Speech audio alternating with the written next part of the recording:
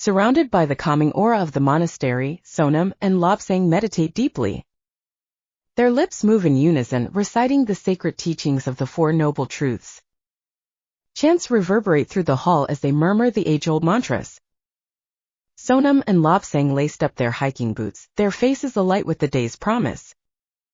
They navigated through the mountains, a gentle wind accompanying their spiritual journey amidst the scenic beauty. In a quiet embrace of nature, Sonam's voice breaks the silence, teaching. He speaks of life, suffering, and the path to peace. Sonam likens awareness to a flowering plant in need of care. He advises gently removing greed and attachment like weeds. Their silhouettes embody the teachings, poised along the water's edge. Sonam's wisdom flows, guiding Lobsang to inner peace. Lobsang concurs with Sonam, sharing his practice for inner peace.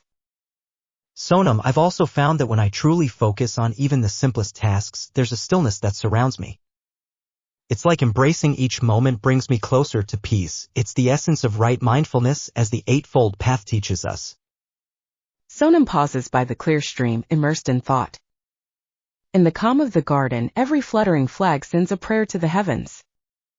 Indeed, it is through overcoming these very challenges that we enrich and find true meaning in our path.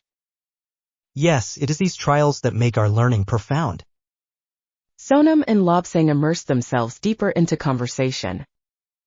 They exchange insights on living the Dharma amidst life struggles. Sonam and Lobsang's trek back to the monastery is serene. Their smiles are gentle, reflecting profound revelations.